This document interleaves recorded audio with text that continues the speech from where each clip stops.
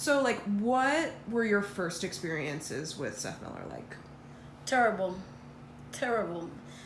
I can't even explain it or express it. Everything's been in shambles since Mr. Miller's been here. I just don't know where to go, who to turn to anymore, because he's miserable.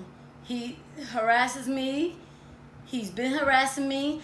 My mother-in-law has been dead over a year and something. They insisting that they want to speak to her about when we send the rent to them about apartment 4E, and I'm reliving the whole thing over again. I think it's so unfair. Mm-hmm. As Mr. Miller came back to the building in April, it's got worse again. The slum law is back. Everything's been terrible. We have a super that doesn't do anything. The building is dirty, a whole lot of garbage. We even had a rat in the building, and it's getting worse. We didn't have rats for a while now. Since Mr. Miller's been back, we have rats over again. Can you tell me a little bit about, like, the beginning before he got taken out of control of the building? So what was that like in leading up to that process?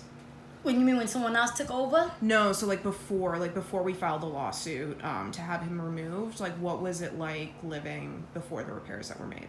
It was awful. It was terrible. It was no heat, no hot water.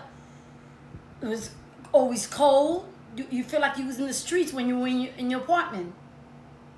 And I see the same thing over again. So from the beginning, when all that happened, nothing has changed at all. Mm-hmm. It's like right back for him. It's right back to business. When these people's life they were living, we had rats the size of cats before. Now we get into rats over again, as he got back to the building in April. And what has this done to, like, you, your family, your health? Like, how has this affected your life? It affected me terribly. I feel like I got more sicker because I get more stress, and that's not good for my health.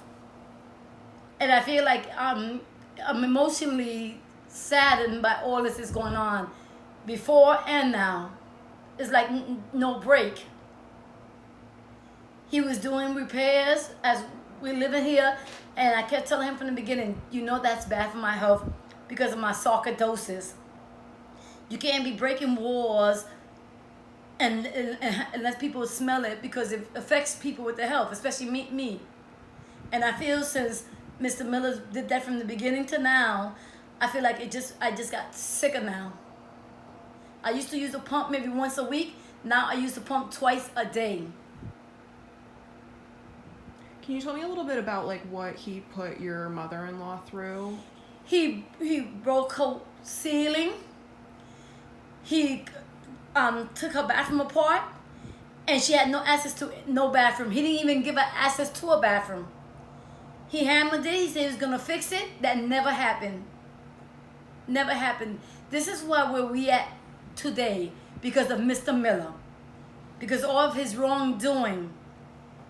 My mother-in-law died, not even able to come back to her apartment because of Mr. Miller. She was put into another apartment because it was so bad for her to stay where she was staying at.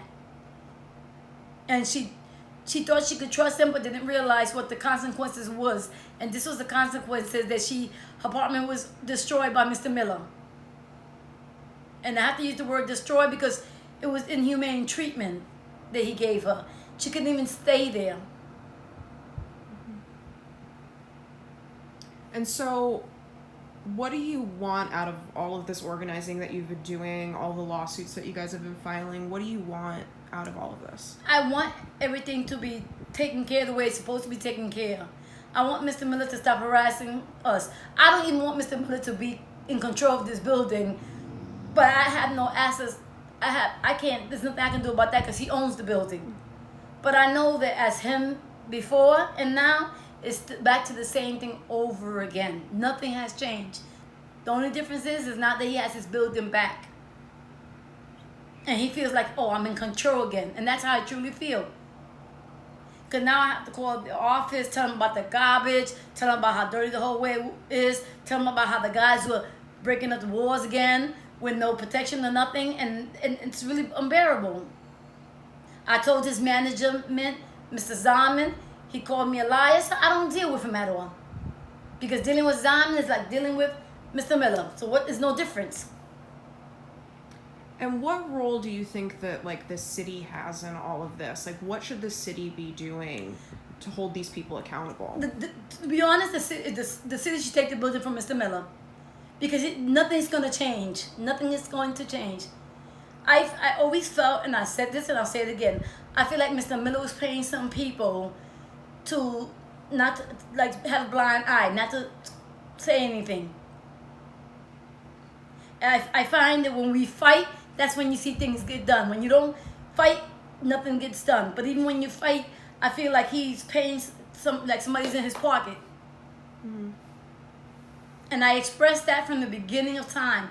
Not just now, I've been expressing it. I expressed it to some of the HPD's supervisors, if you remember. Yeah.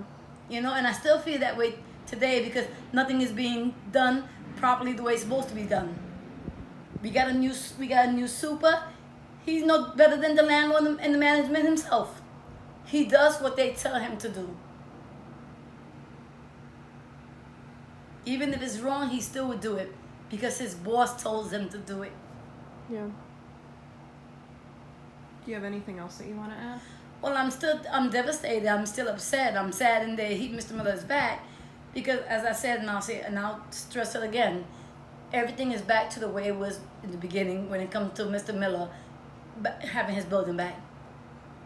He's harassing my in-laws in apartment 4E, and they've been living in that apartment over 50 years, all of them. Not just Clara Wainwright, Bobby Wainwright, and Richie Wainwright been in that apartment for over 50 years. That's not a lie, that's the truth. And now I feel like he's doing that to get back at us.